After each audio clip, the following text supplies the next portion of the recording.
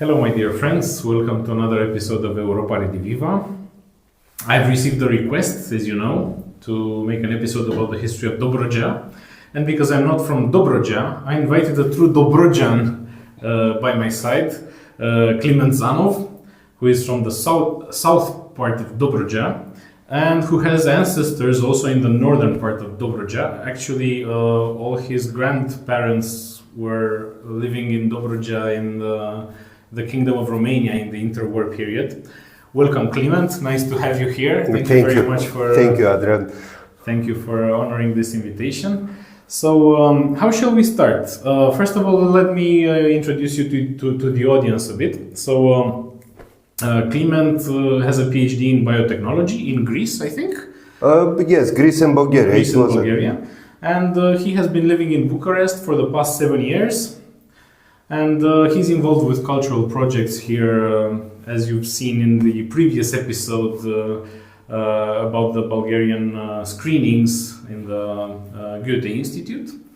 And let's delve straight into the topic. So, shall we make a brief history of Dobroja, this common Bulgarian-Romanian history? First of all, I should start by pointing out a few geographical things, such as the fact that Dobroja is south of the Danube. So as the Danube River flows to the sea, Dobroja is part of the Balkan Peninsula, and it's the only part of Romania which is part of the Balkan Peninsula and which makes us a Balkan country.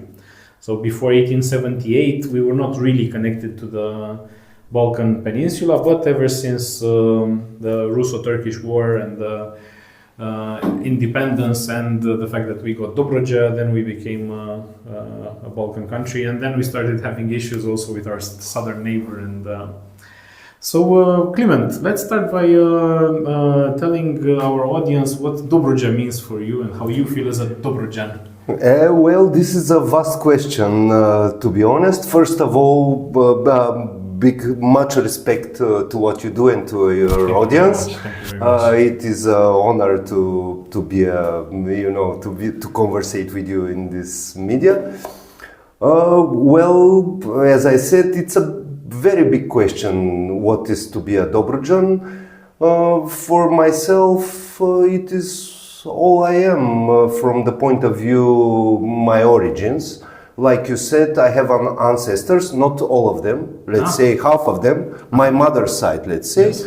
They are refugees from Tulcea. Mm-hmm. After the Treaty of Craiova, there was a population exchange. Exactly. They were born in the, let's say, in the beginning of the 20th century in Tulcea, where most probably a lot of processes happened to attract different nations there, where we will discuss this, I suppose, further on. Sure, during the Ottoman times it was a big ethnic melting pot. I would say throughout all the history of Dobroja, it was a melting pot, Dobroja, but wasn't as significant as other parts of this geographic region. But anyway, after the Craiova Treaty, they were offered to become Bulgarians in Bulgaria or to stay Romanians in Romania. My grandparents chose to flee immediately to the first closest town to Tulcea without passing the Danube. It was Silistra. So there was my mother born. I was born there also. And I got this trait of Dobroja origin that stayed in me. You are very, very correct to say that I'm a full Dobrojan, because through my childhood I always was very curious about what Dobroja means, why is it so attractive, why is it so beautiful, why does it bring so much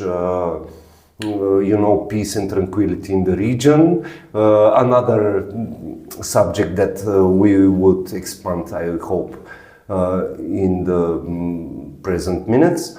Well, that's what I am, and that's where I started to investigate my roots and my, type or meaning in geography of Bulgaria in the beginning. However, coming to Romania brought me a new light in my origins. You know, the Tulcea region. Why did I come from Tulcea? Why did I? How come my parents were ancestors of Dobruja? So I started investigating the subject. But what I want to say about Dobruja as a general, just to point out that his family is actually an expert of the subject of Dobruja, because his father, Ivan Zanov, wrote this book, Dobruja Malkata America. Malkata America, Dobruja the Small America, which was, let's say, a theme that America being the melting pot of the modern world, it's a good mirror of or let's say a good projection of Dobruja, which was also a melting pot throughout the ages. And coming back to the subject of Northern Dobruja, how you looked for your roots. If I remember correctly, you also had movie screenings in what is now Tulcea County in Sulina. Yes, right? With Europolis, the screening about history of Sulina. And I think you also screened some Bulgarian movies at the festival there. Oh, it was the only movie Bulgarian, but I would say it was more like Romanian, because most of the information there in the movie was directly from Romanian witnesses talking about the history of Sulina. And to be honest, as much as I investigated the issue about Dobruja, how Bulgarian it is, Sulina is one of the parts that you cannot connect with Bulgaria, to be honest. Yeah. It is the most. It was a free city. It was a European city at some point. It was a very European city. You know, the official language at some point was French there. Yeah. It attracted a lot of nations there. It was the headquarters of the Danube Commission. Exactly. They were having a very big plan. If you remember in the movie, there was one guy that documented that there was a sculptor that wanted to build a statue on Sulina. That would be relevant for the whole of Europe. Exactly, like the Statue of Liberty. When you come to Europe, you will see the statue of Sulina, for example. Yeah. This was his idea, and it was also very touching for me, being a Dobrujan. Yes, you know, the most the very corner of Dobruja to be famous for your entering in Dobruja. But exactly this place, the very, very north part of Dobruja was, I would say, always in the turmoil of different nations, even in modern days, if I can say so, the past 100-200 years, it was attracting a lot of Europeans, if you may say, Western Europeans, like Germans, French people, Hungarian people. It is a very adorable place. However, everything has its explanation in the root, I would say. So, as a Bulgarian, for me, Dobruja means everything. I'm sorry to have this statement. No worries. To have this statement again, respect to the. But this, for me, this is everything. This is where it all started. Back in the 7th century, our founding father, Bulgarian founding father, settled his camp exactly in Dobruja in the beginning. Khan Asparuh. Asparuh. Asparuh was officially a fleeing son of Khan Kubrat, who lived somewhere in the Russian territory around Volga. In Volga, Bulgaria. Yeah. This is also a speculative theory right now. Whether it was Volga, whether it was more east, even going to the Holy Lands, even. There are a lot of researchers right now having such a long history as a Bulgarian, more than 1,300 years. History. Celebrated in 1981, the 1,300 year anniversary of the Bulgarian state. Yeah, it was 681 exactly. Yes. Was is our officially is the the year of our founding of our state, let's say. But of course, during that time, it wasn't like we see today. It was just defining a place, defining the rules, having the first state regime in our Bulgarian history, and it was exactly the place called the Ongol. This is how we call it, the Ongol, which in Slavic language would mean the corner. Ongol, no, Ongol, it's like the corner of the Danube. So our founding fathers settled exactly there. We will skip all the history before that because it's irrelevant to Dobruja, but it's very, very significant that he settled exactly there. He crossed the delta. According to some Greek and Byzantium chronicles, he crossed the delta, he settled there, he built an army, and he entered the Byzantium Empire. And the interesting thing is that the first Bulgarian state was very small. It was just exactly on the Tulcha, next to Constanța region, where they built between Cherna Voda. I don't remember exactly what was the name of the village. It was anyway. They built a wall. A century before that, they built a wall from earth. Of course, they built some. The Bulgarians or the Byzantines? The Byzantine Empire has this tradition. Also, the Roman Empire before that had this tradition to build like the wall of Trajan, all sorts of walls to protect from the barbarians. Yes, yeah. So they were protecting from the Western Bulgarians. Barbarians. I'm sorry, this is a mistake. As you know, the Greeks are called everybody barbarians. Therefore, it's. So we are Vulgari, not Bulgari. We are Vulgari in Greek. Comes from Byzantium, of course. So there was an already built wall between Cherna Voda and Constanța, where our kingdom stopped at that time. I mean, it was difficult to pass, so they settled. They built an army. They built a structure. They got into contact with the locals, which were at that point trucks. So it was still trucks after already the Slavic invasion of the Balkan Peninsula. No, it was trucks and Slavic. It was the admixture of but also very recently called it was Mysia, but also it was called Scythia. The small Scythia. Scythia Minor, because the big Scythia was the present-day Ukraine, was the north of the Black Sea. Yes, but that's where the Bulgarians came from. You know, the Bessarabia region, all this region, and they were always stopping. When I talk about coming from, I read a lot about moving of the people, and it's chronicles about how people stayed.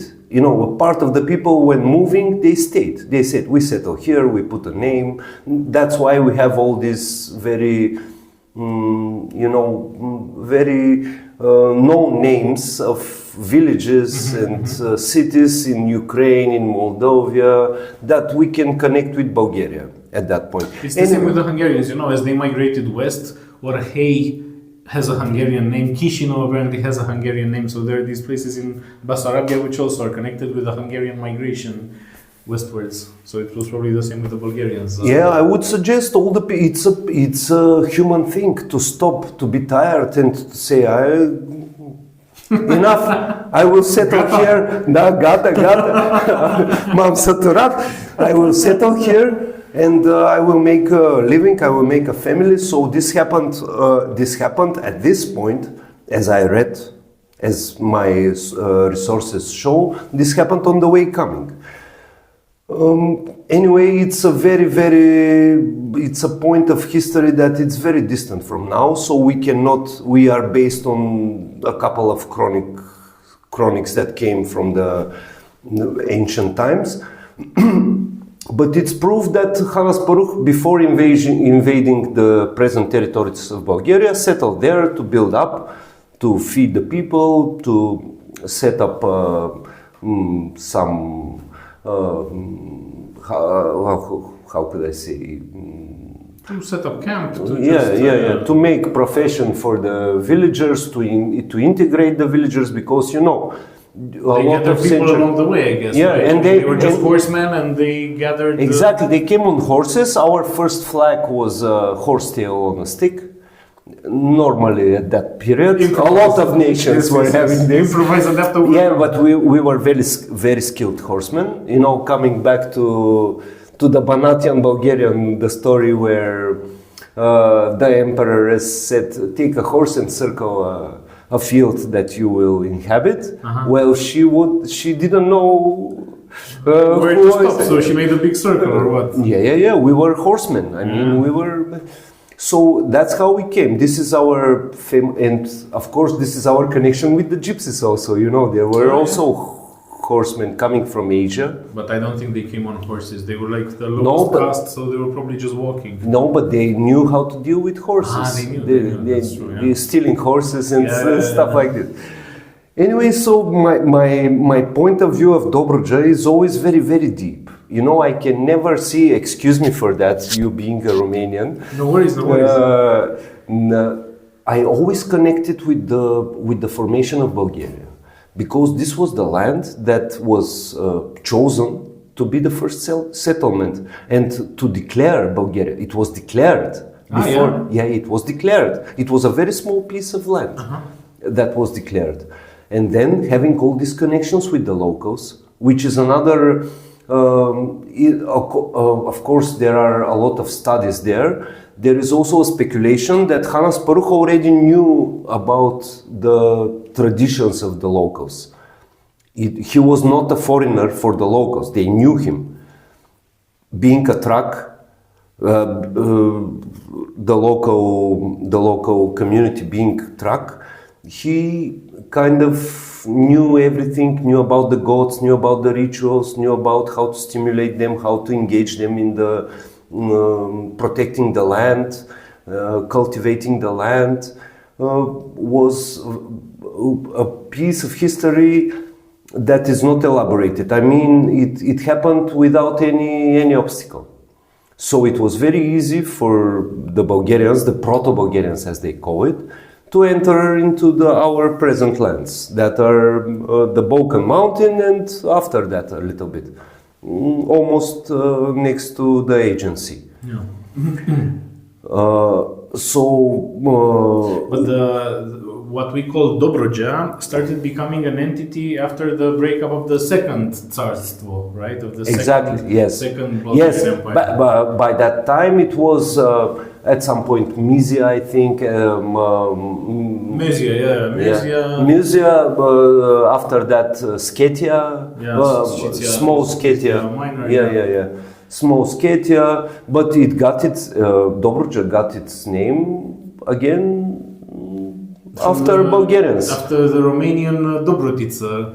No, I'm just kidding. I hope. So Dobruja is the Turkified version of the name of Dobrotica, right? Dobrotica, Dobrotica. Exactly. Despot, Dobrotica, despot meaning a ruler that had no. It wasn't a democratic ruler. No, of course. Despot, it's a kind of imposing ruler. He was like the chieftain of that region that broke apart from the Tsarstvo, and it was called Dobruja by the Turks. The Hoja suffix. Yes, no, the ja ending, it's Turkish. Yeah, but they usually combine it with the local because Turkish. Maybe it's not correct to say Turkish. It's correct to say Ottoman. So the Ottoman historiography recorded Dobruja as an entity like this. Yes, so they were acquiring local names. Yeah, so as we were saying, the name Dobruja comes from Turkish, so it was probably Ottoman historiography that first named the province after Dobrotica, who was the despot of the place. And actually, it was called Principality of Kavarna, right? Dobruja was a subsequent name that was given to the region during Ottoman times. Yeah, according to the history, Kavarna was the first written name that you could find in the chronicles, but Kavarna it's just a topical name, let's say. There is this city of Kavarna that it's somewhere between Kaliakra and Bauchik, which is a big city that was used for capital at some point of the region, but how come it became a capital? This is a very interesting story that I would like to share here. How Dobruja became significant, how Dobruja appeared, though if we have to be historically correct, Dobruja appeared in the names of in the written form in the world history much later, when it was divided, let's say. In the 1800s, 1900s, it was settled as the Dobruja region, the south, the north part, but at that time that you are pointing out, it was the dawn of of the Bulgarian state at that point, where we fell under an Ottoman Empire reign for 500 years. So Dobruja appeared immediately after this, and this is the first time we meet the Romanians, by the way. This is a very interesting story. I thought you met the Vlachs in the Tsarskoye. Okay, Vlachs. The Asen dynasty. Yeah, the Vlachs. And you will help me, which was the guy in Romania, because I'm not very familiar, at the 1380s. Mircea Stari. Mircea sau Mircea? Well, in Romanian historiography, he's Mircea cel Bătrân. Mircea cel Bătrân, the father of Vlad Țepeș. No, or the grandfather of Vlad Țepeș. No. Or he's related to Vlad Țepeș? Maybe, but why is it Mircea Stari? I looked... Mircea Stari is exactly the Bulgarian name. This is the Bulgarian name of Mircea. Mircea Stari, yeah. But in Romanian it's Mircea. Mircea, yeah. Anyway, so this was the guy who made the connection between Dobruja, Bulgaria and Romania. This is when 1878 we said, we have a history with it. We had it for 10 years or something like this. Because Mircea Stari had it as a vassal, had the principality of Cavanda. Coming back from what we talked earlier, that Dobruja is actually the first settlement of the Bulgarians. After that, the history of Bulgaria, we skip it anyway.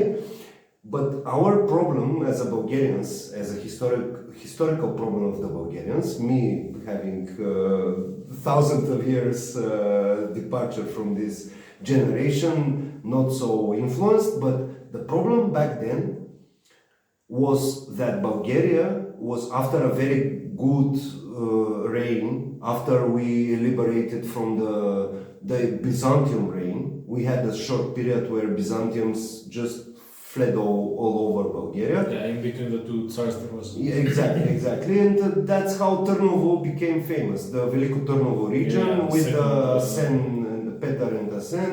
They made a fortress there, they made a capital there. But anyway, it was maybe again the spirit of the time. Bulgaria was kind of a federalized, but in reality it was feudalized. This was our problem since then until the present days, should I say. So much feudalism. Yeah, the conception of federalization is not very clear in Bulgarians. We do want to be partitionate in order to develop better, but whenever you're partition, there is always one guy that stays in front. So this was the story with Bulgaria. It fell into 3-4 parts. At that time, there was the Târnovo kingdom, the Vidin kingdom, Dobruja. And Dobruja kingdom. There was this guy Dobrotica that his name was Dobrotica. The Romanian textbooks it said the Romanian Dobrotica. Okay. So it is derived from the Slavic. It's a Slavic origin. Yeah, Dobro meaning good. Yeah. So he was the good guy. Dobromir. Binescu or Dobromir. Dobromir is the Bulgarian version. But anyway, he was Dobrotica. It is a pan-Slavic name. The guy was very flexible. At that time, as far as I read, he reached even the Byzantium capital. He was there helping internal fights. He proposed his services to the. I will not go into details because, unlike my father, I'm not a historian, as you mentioned. So he was awarded to stay in reign there, and he even got to the present day's Varna, which is a little bit outside Dobruja, because we didn't mention this, but by geographical origins, Dobruja is a kind of a peninsula locked between the Danube and the Black Sea. Yeah. And its southern border stretches until the line, the imaginary line we can say, or the geographical line between present day Tutrakan and North Baltic. It's Kranevo, it's a little bit south of Baltic. Belchun and stuff like this. Belchun, you know, Belchun, Knyaz Belchun, it was the father of Dobrotica. Ah, really? Knyaz Belchun. Belchun doesn't sound that Bulgarian. Oh, okay, we have a lot of Persian and... We had was Kuman or Yeah. We had a lot of influence from all over. It was Bulgaria was spreading on 3 seas at some point, and origins were from Asia supposedly. It is between Dobruja south border Kranevo, which is exactly in between Balchik and Varna, straight towards Tutrakan. So this is the south border, and geographically looking, this is the place where the plain and the small hills end up. Yeah. Then there is a mountain starting, the so-called Balkan Mountain, Stara Planina, the patron of our peninsula, Balkan, is actually the mountain that spreads from Varna until far Serbia. Yeah. And continues to the Carpathia after, but Dobruja ended exactly there, and now is the time maybe to come to very clearly state that a lot of Romanian viewers, maybe of yours, do not know about the existence of South Dobruja, like we freely discuss here. Yeah. Everybody knows about South Dobruja. The only thing is we call it Cadrilater. Because when we used to have it between 1913 and 1940, the two counties, well, in Romania, they were called Durostor, like Dârstor. Durostor is the Silistra. Is the Silistra, so we gave it the Roman, exactly, we gave it the Roman name to Romanianize it, yes. Durostor, and the other county we named Caliacra. Caliacra is named after the nose that ends up in the Black Sea. Now it is Dobric Obștina, right? Or, Dobric is the main city. Yeah. Yes. And I think it was regarded as South Dobruja, but if you say to any Romanian Cadrilater, they know what it means. But if you say Dobruja de Sud, they do not know. Yeah. I don't know. I met yes. enough Romanians where also. I even had the opportunity to speak to the most recent ambassador of Bulgaria, because reading the Romanians news, living in Romania, I saw maybe 1 or 2 tries, and I think one is very recent, to change the administrative division of Romania. Yeah, to make these regions, bigger. Development regions, something like this, bigger than the countries. Bigger, because you have, right now you have 40 regions. They wanted to make it less number of regions, bigger, in order to administratively... To absorb the European Union funds better, because there are these NUTS 2 type administrative divisions anyway. Yeah, it has to do with the federalization of Europe, if you ask me, but... It's another deep question, but we will avoid it for now, let's say. Yeah. So for me, it was a small alarm ringing when I saw that you are naming the Călăraș, Ialomița, and Constanța region Dobruja. I was like, yeah, they were mixing and matching, and they were calling, Yeah, but Dobruja, we and that's what that was my conversation with the ambassador. I managed to meet him at a cocktail, and I said, Your Excellency, Mr. Ambassador, can I raise a question? Yes, of course. And we talk about how Romania is planning a new administrative division, and Romania is planning to call this region a Dobruja, while a Dobruja is still left in Bulgaria. I mean, we are entering into the scenario of Macedonia. Yeah, not so deep. I mean, it's not on but it would be a good opportunity. Severna Dobruja will be the... Exactly, Severna Dobruja. Maybe your viewers do not know, Northern Dobruja will be exactly what is in Romania and it has always been, almost always been in Romania. Always since 1878, While at the same time there is a land, geographical land named Dobruja, south of this part, that is 1/3 of the area of the Northern Dobruja, that is still a Dobruja, that it has the same, you know, the same geography, the same landschaft, the same people there, the same development, the same history. That puts it in the geographical mode, like Macedonia is spread around Romania, Bulgaria, Northern Macedonia, Romania, sorry, Greece, yes. So it was, and the ambassador said, yes, we know, we're gonna reply. After that, the case was closed, but I saw few weeks ago it again opened about administrative division of Romania, that it should be changed. I saw another map with Galați included in Dobruja, but Galați is everything that it's east from the Danube. Of course, it's not Dobruja, but so you're a Dobruja preservalist. You're trying to preserve the unity, the spiritual unity of the Dobruja people. No, it's very simple. It's a geographical region. It is.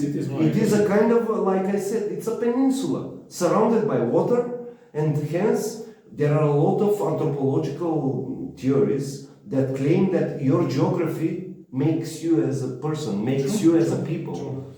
So the mountain people are this type, the plain people are this type, and the Dobruja people are this type. And to put as a very strong evidence here, I would tell you something. Bulgaria is divided in 5 or 6, I'm sorry not to make a mistakes, folklore regions. So we have the Balkan Mountains in the middle of Bulgaria.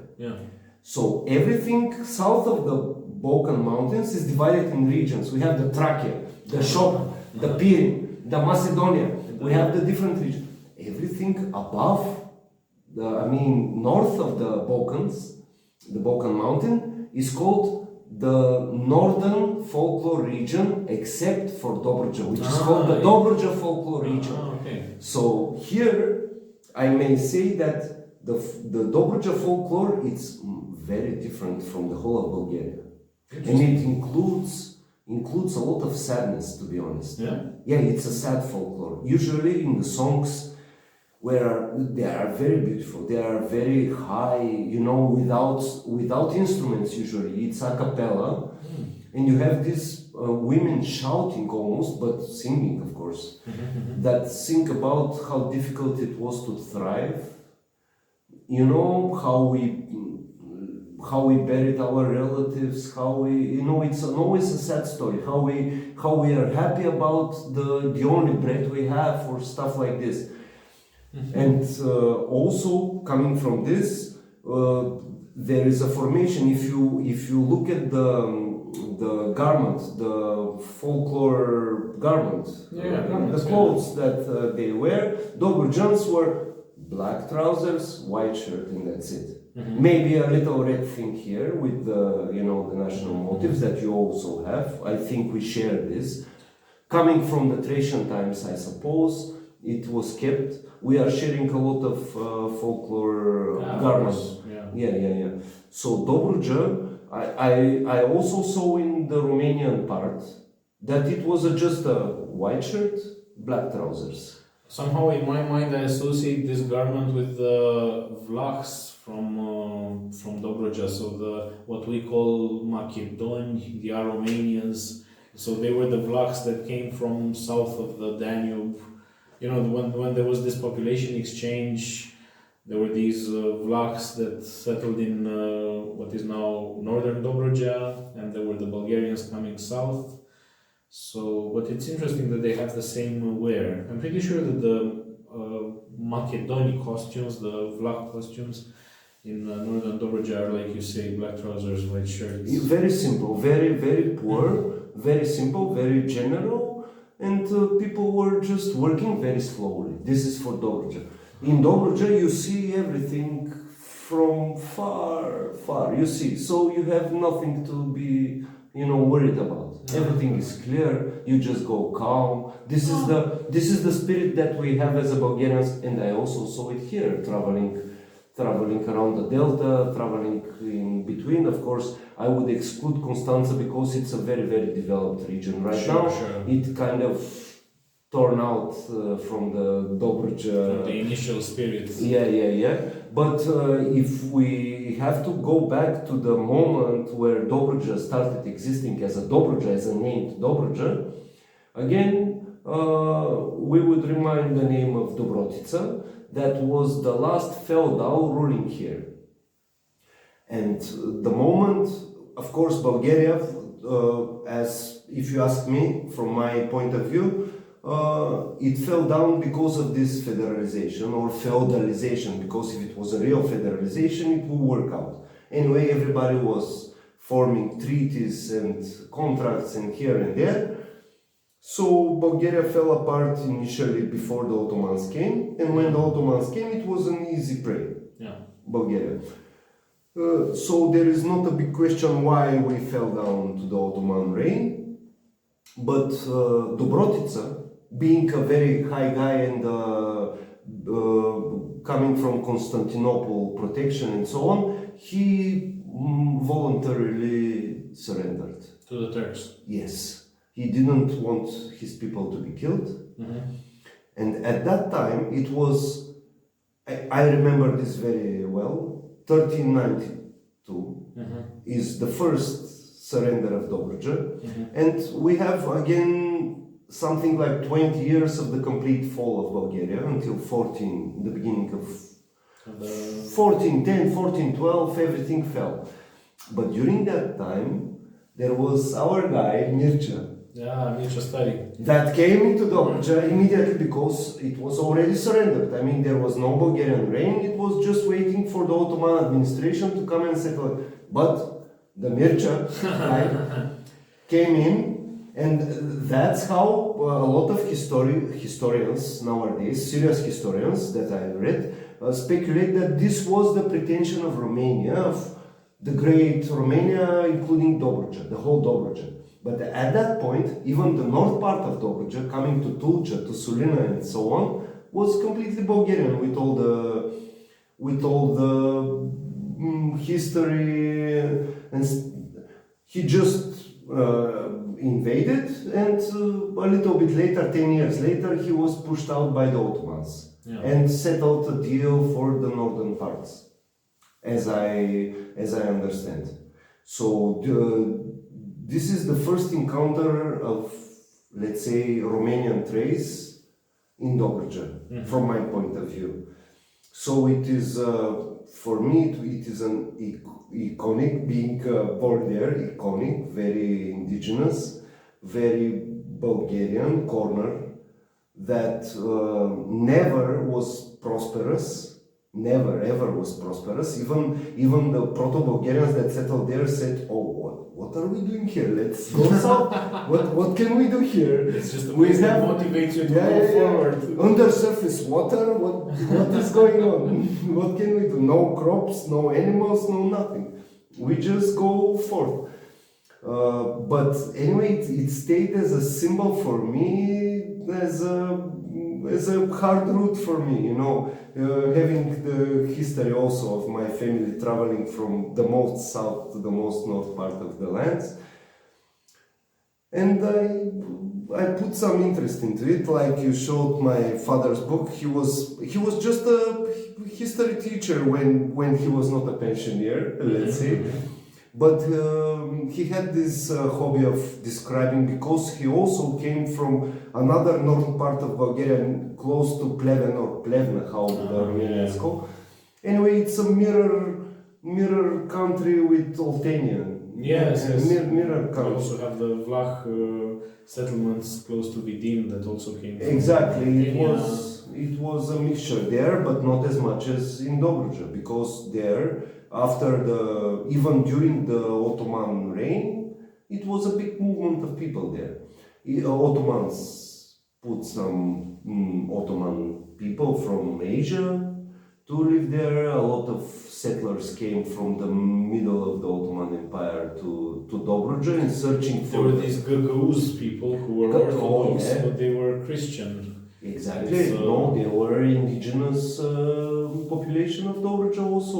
When you look back thousands Maybe of they were years. Cumans or something, because they spoke a Turkic language even though they were Orthodox.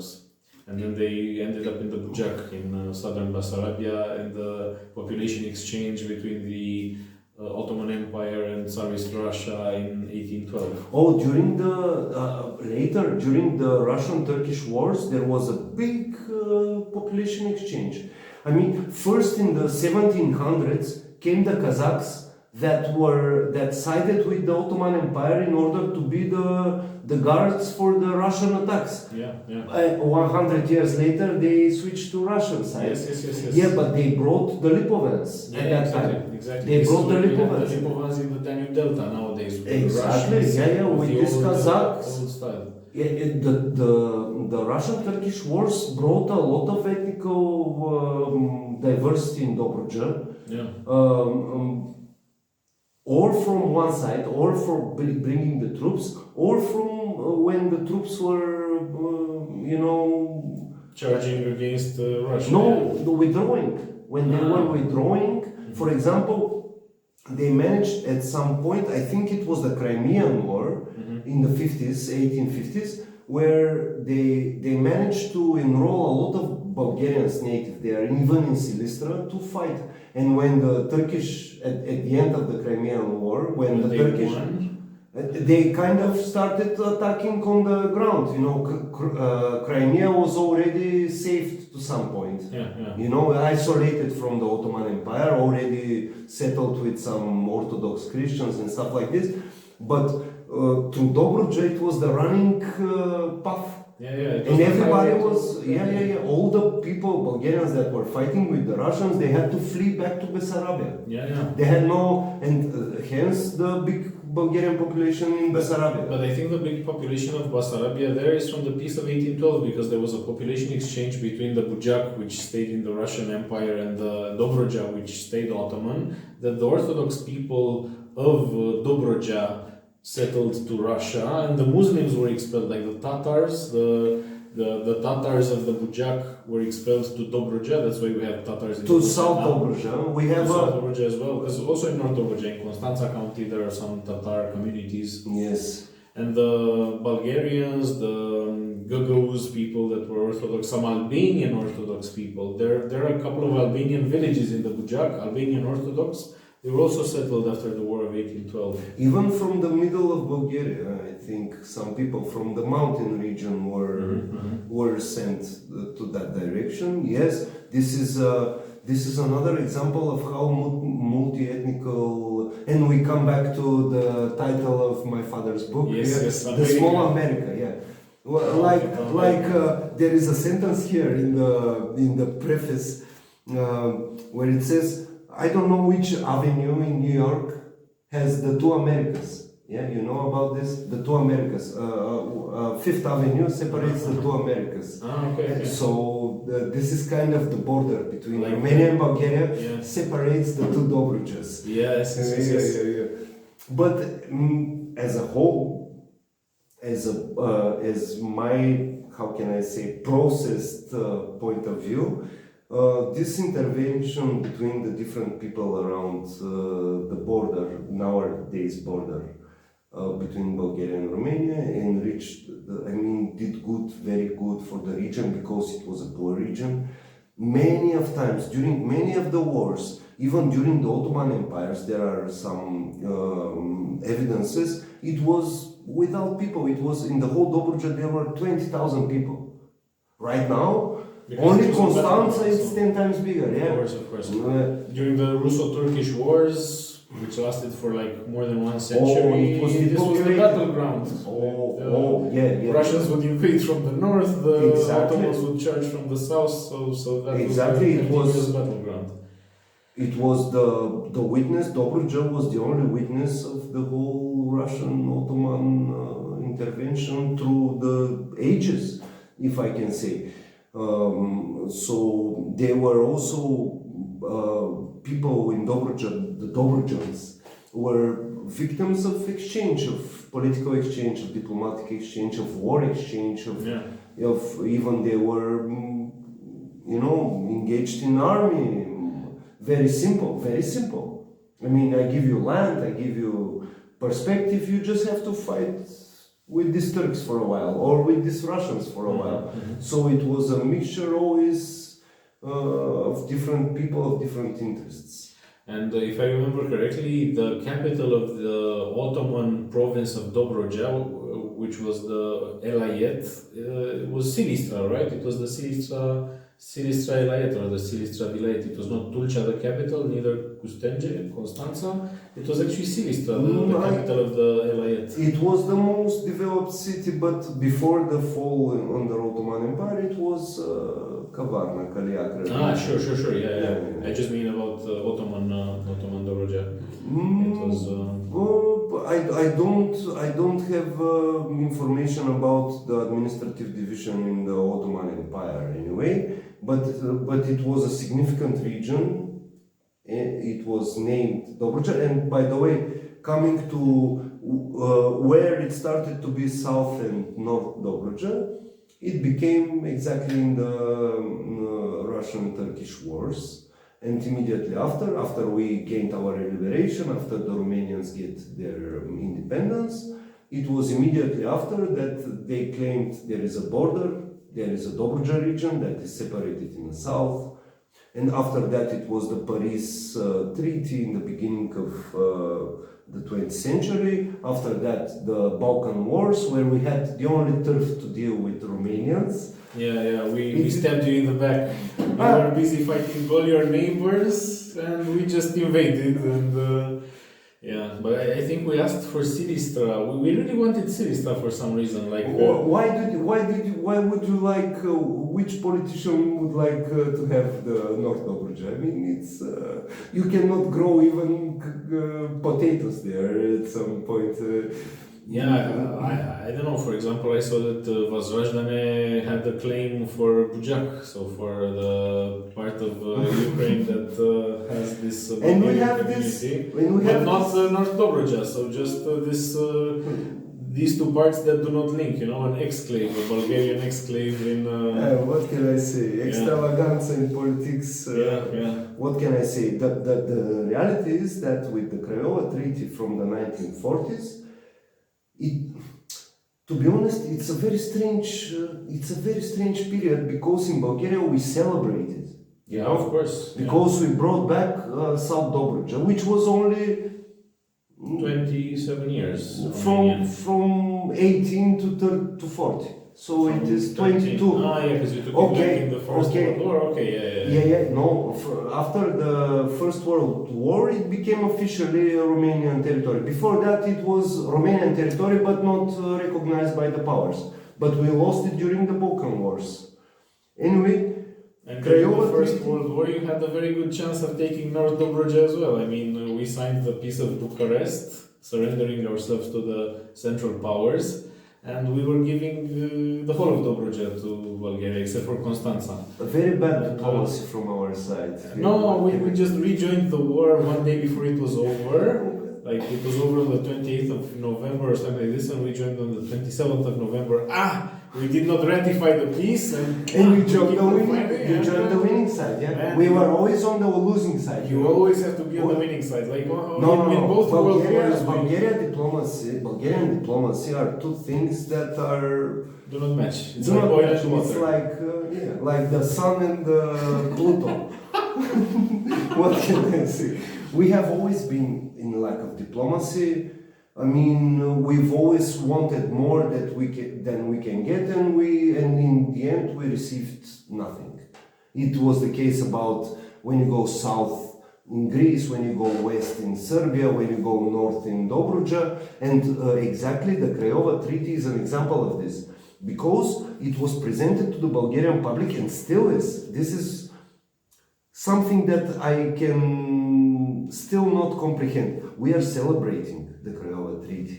We are celebrating Trianon, the treaty that gave us Transylvania. It's normal to celebrate other people's losses. But actually what happened at that point, and nothing bad nothing. I don't have nothing to say bad against my Romanian friends and my beloved Romania. But we lost for good North Dobruja at that point. I mean, it was settled that you get it, but you forget about that.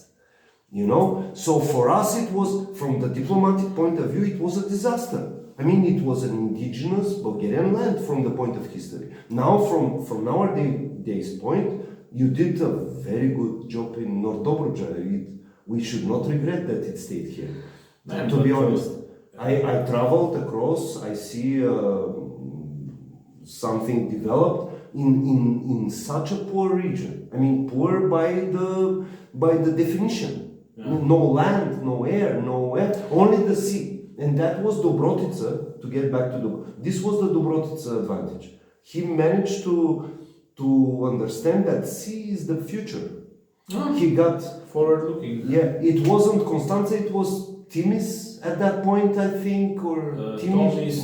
Tomis. It's the Greek name. Yeah, it was the Greek name. But back then it was Tomis. Also. Yeah, I think it was Tomis, because there were, again, multi-ethnical region. A lot of Greeks were living there. It was a lot of Armenians to that point.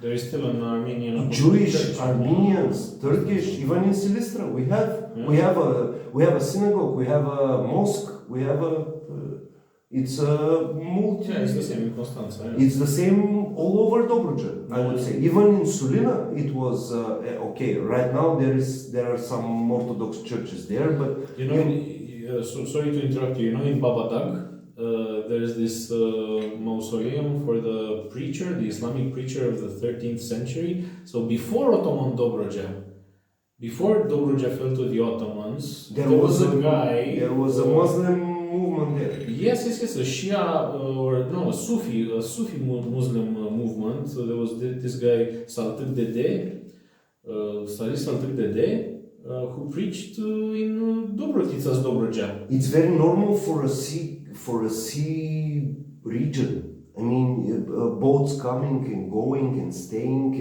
and this was Dobrotița's strong card. He was dealing.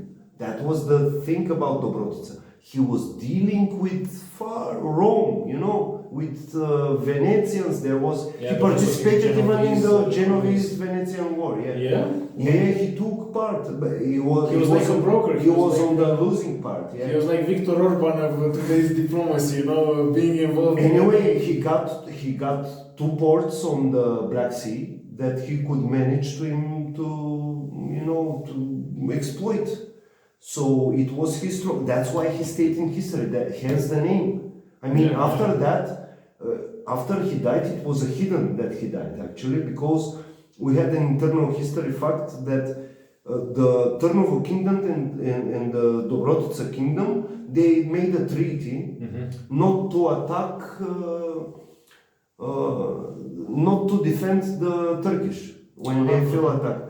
And the guy who made the treaty was Dobrotica's son. So at that point, we already knew that Dobrotica is not alive, but it was hidden because he was such a great guy that they didn't want to claim that he died, and it was taken to Ivanko, is the name of his son. So the people would become demoralized. Because they had this figure of the guy that was in Constantinople, was doing the marine thing that brought the name of Dobrotica, and the Dobroja is again left from the Turks, I would say. The Turks had this habit. So whenever they encountered a new land, they would name it after the ruler. So, for example, Moldova, for a long period of time in Ottoman historiography, had the name Bogdan. And Bogdan was the second king prince of Moldova. There were 2 basically establishments of Moldova, 2 successive establishments from Maramureș.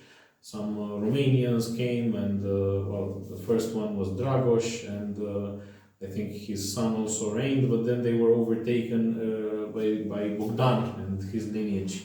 And the Ottomans referred to Moldova for a long time as Bogdan. Bogdania. So, probably it was the same with Dobruja. They encountered this piece of land, this country, we could call it, under Dobrotica. So they said, okay, Dobro Hoja, and this is the guy. Maybe he This didn't is the reach guy. Israel land, but wasn't a Hoja. We wouldn't expect, because at that time they were young people, dying young. Yeah. Not, our history. pilgrimages. Yeah, they were not. But you know what? I think the Bogumil movement happened also during Dobrotica. So the Bogumil movement in the Second Bulgarian Empire happened towards the end. And we have these caves in Basarabi, close to Murfatlar. These painted caves which come from probably also the 13th century or 12th century. And this cave movement, this movement of hermits, of monks leaving monasteries and going into hermitages, living on their own in remote places and digging caves in limestone and everything, just like you have in the Gabrovo, in the Ruseski Lom, Basarbovo. So probably these cave churches in Basarab Murfatlar are also from the Bogumil movement of the. Yeah, but I wouldn't. It is possible that this happened during Dobrotica, but I would say it started long before that. Mm-hmm. So the Bogumils, as you know, were kind of departed from the official religion in Bulgaria even before the 10th century. Yeah. The thing that Bogumils, the best heritage of the Bogumils, it's in Bosnia and Herzegovina. I know, the star, I don't know how you call those tombstones. With inscriptures. But we also have similar iconography, similar Bogumil iconography, like the dualism, the sun and the moon, stuff like this, on churches from medieval times. It was transferred, definitely. I mean, this kind of sanctuaries that were hidden in the cliffs, they survived for centuries, for sure. I mean, the Bogumils were very isolated culture. They were believing that the popularity is killing them. So they were kind of only to the enlightened, giving the knowledge only to the enlightened in the caves, after a certain training period and so on. It was a very, very strict. A lot of Bulgarian researchers claimed it was a pre-Christian Christianity, if it doesn't sound too much absurd, but it takes old knowledge, but still keeps the line of Christ and all the. It keeps our Thracian past, which is our common past with the Romanians. It was a cult like the cult of Hermes and the cult of Dionysos and these. No, it had a single god. It was a monotheistic. Sure. But I mean, maybe it was built on like the Mitraic cults and all of these Thracian cults that existed before Christianity, and then it manifested itself in how can it Christian, is a sect. Christian the word is a sect. Right now, I mean, a branch of a Christianity. It was a Gnostic sect in Christianity. Yes, but that didn't want to submerge under the reign of the ruler, which was the idea of the Christianity at that point. I mean, Christianity was needed in order to unite the people. And this was what we read now. It was a true belief, keeping the knowledge about, not only about belief, it was about about your diet, about your healthy life, about your way of percepting the world, not only in a religious perspective, let's say. But anyway, it's a very, very old and lost reality. Right now we have some ancestors of it. Petar Zanov, I don't know if you heard of it. It was okay, there are some, but it's another subject. There are Bogumils in Bulgaria right now? Kind of, they are not calling themselves like this, but you can see the influence. Yes. Christians who are a little bit more, how can I say, not spiritual, but Yeah, more esoteric. More esoteric, maybe, yeah, yes. Yes, but still Christian, still Christian. following the main principle. But I wouldn't say, I would say Dobruja was a storage of this kind of sanctuarities because it was not interesting for pillaging. I mean, we kept them because it was a dull place for the... It was just marginal, so all sorts of... So yeah, in the cliffs, right. next to the river, you can hide a cave, you can keep this stuff there. I would say this is the case, but you're right, it happened during the medieval times. I would say early. Probably early, like 12th century or something like this. But there are also around Silistra.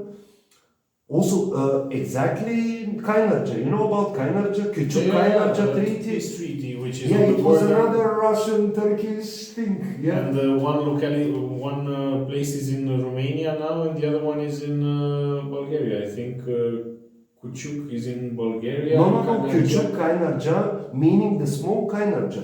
There were two villages. There was the Kainarca and the small Kainarca.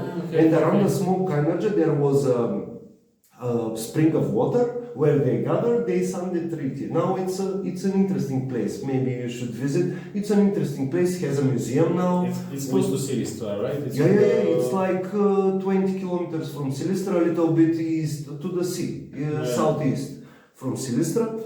So it's also like in Dobruja, in South Dobruja. It's a historical place that ended. The Russo-Turkish War in yes. 1775, I think. There was the peace of Kuchuk Kainarca. This is when we lost Bukovina. We lost northern Moldova to the Austrians. Okay, it's another... You win, you lose, you know. It is very important if we are kind of at the epilogue of our conversation. It is very important not to talk about we and you in the matters of Dobruja, because it has always been. I mean, it has always been us. Exactly. No. It kind of sounds pathetic, but it's always been a very dynamic place where politics, diplomacy, and relationships and talking about different nations is redundant, because people there were always trying to survive. Always, even the first evidence when our ancestors came here, they were seeing interactions between the people. They engaged the people immediately. There was no war in Dobruja. It was engagement. People were supporting, liking or disliking the state order they were imposing, but they stayed. They kept their dedication to the rule as long as they were free to thrive, to make their deeds, to make their bread, to make their, I don't know, ideas maybe. And this thing reflected in the history as far as I read. Okay, we had a bad history with the Ottoman kingdom, but again, there, Dobruja was the escape of the Bulgarians towards Romania, where for us it was a free place. It was democracy. We built our revolutionary committees, we printed our press, and again, Braila, Galați. We built our science academy in Braila. It is now recognized that the founding of our science academy, that is downtown Sofia today, was established in Braila. Also, we had a lot of printing, we had newspapers in Braila, we had newspapers in Galați. Then we moved to Bucharest. The first Bulgarian book was printed in Râmnicu Vâlcea, I think. The alphabet book about, I think it's in Braila, the alphabet book. The Azbuca? The Bucvar. Bucvar se numește. Râmnia Bucvar, meaning the fish alphabet book, because it had a fish on the cover. Okay, but this was in the 19th century, but the one in Râmnicu Vâlcea, I will look it up, maybe I'm... we have also with alphabets, we have a very common history with Romanians. In Romania, the Cyrillic alphabet was used in order to write Romanian words for a long time. Yeah, ever since the first. Also, and it was our best host. And Dobruja was never nor Romanian nor Bulgarian, if I say so. It was always a very international geographical region with a lot of sea nations, traveler nations, mercenary nations, invading nations, defending nations. It was always a place of events, and never did had something like a monument in Dobruja to commemorate that. But if we read the history, we could appreciate this. And maybe now Varna, which is a little bit outside Dobruja, which is Bulgarian port, and Constanța, which is in the middle of Dobruja, if we can say this, in the middle of North Dobruja, are the cities that keep all these memories. Traditional life. Yes, and they still keep it. I mean, you always, if you go to Varna, you will see all the religions, all the ethnicity there living okay. Yeah, also in Constanța. Yes, I also seen this coming from time of Ovidiu even. Yeah, exactly. When he was exiled in Constanța. Man, thank you very much for the discussion. It was a real pleasure. Don't mention this. Guys, you know what to do. Like, share, subscribe. If you like what I do, you can find the link in the description of the channel how to support me. And until next time, have a good evening. Bye.